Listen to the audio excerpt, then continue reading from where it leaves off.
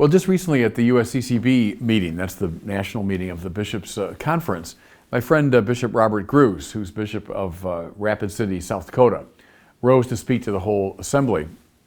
And his purpose was to propose for beatification and canonization Nicholas Black Elk. So Black Elk was a fascinating figure, a Lakota Indian, born in 1863. He lived well into the 20th century, died in 1950. He was a relative, actually, of Crazy Horse and was involved as a young man in the Battle of the Little Bighorn. He was also involved in the great tragedy at Wounded Knee. So he's a man who was deeply rooted in his own Lakota tradition. He became, eventually, a Roman Catholic. And he was known among the Lakotans as a medicine man, so a man of healing, something of a mystic. And in line with the Catholic principle that grace builds on nature, he brought a lot of that mystical sensibility into his Catholicism, and then it was raised up, I think, by grace to a higher level. So, fascinating figure, being proposed for canonization, and he was known especially as a catechist among his people. So he was a man of great memory, of acute mind, and he was able to communicate very well the biblical stories and the teachings of the church. Well, I knew a little bit of the story, but as I was listening to Bishop Gruss, give this outline of his life, I was especially struck by his status as a catechist, because I've just become chair now of the Bishops' Committee on Catechesis and Evangelization, and everyone and his brother and sister talks about a certain crisis going on in catechetics, that we've not been very adept in the church at conveying our faith to our younger people. And I just kept thinking as I listened to the story, wouldn't it be wonderful if Black Elk could emerge as an icon for the catechist within the life of the church?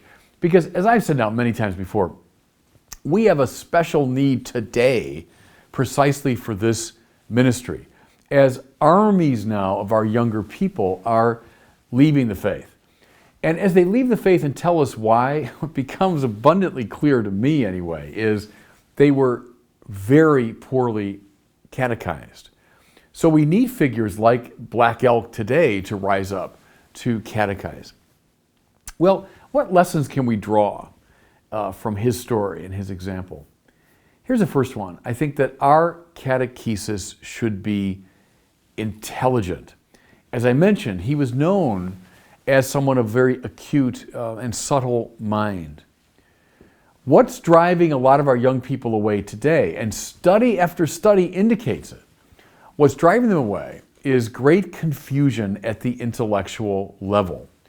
When you ask them why they leave the church, they'll say things like, well, because religion and science are irreconcilable, because belief in God is just kind of silly mythology, because the Bible is just old myths and legends, because we can't solve the problem of evil, etc., etc.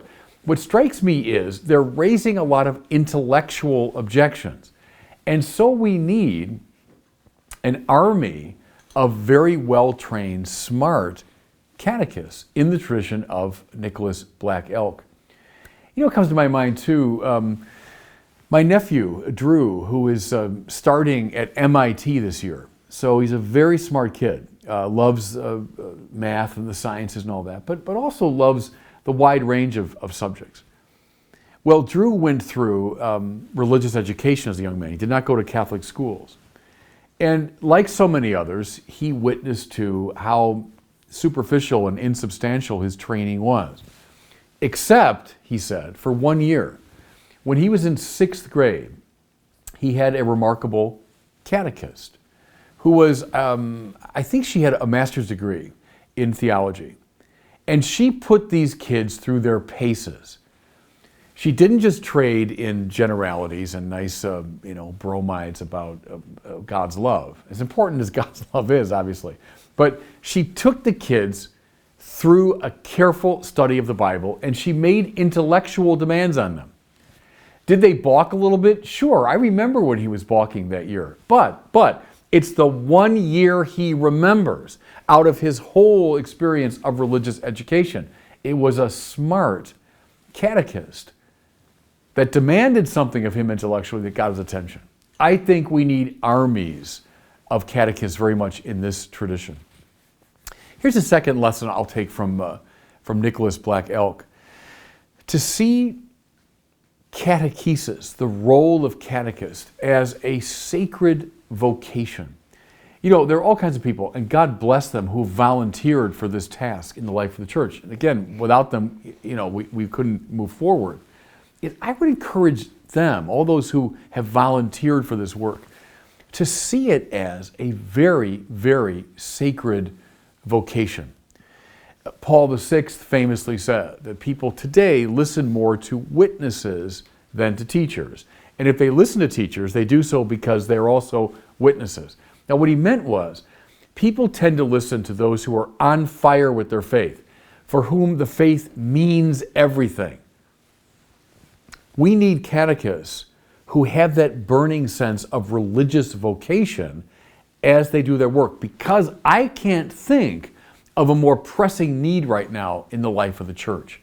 And so I hope they look to Black Elk, who, as the medicine man, someone who's known to have a mystical sensibility, who brought all of that to his work as catechist. You know, here's something I read years ago, and it struck me as right. We think we got to be relevant to the kids, you know, we got to bring our guitars out and play them pop songs, and you know, and there's a role for that somewhere. But I don't think, and the study showed, that's not what galvanizes kids. What galvanizes kids when it comes to religion is teachers who are obviously on fire with it and know it. It was those two dimensions, that it obviously made a difference to them, and they knew what they were talking about. That's what grabbed their attention. I don't think you need a lot of you know, sparkle and pizzazz and attempts to be relevant. I think kids see through that. Smart and passionate witnesses to the faith. Nicholas Black Elk, I think, exemplified both of those, which is why I join my friend Bishop Gruss in praying that someday he will be formally recognized as exemplar and heavenly friend precisely to catechists.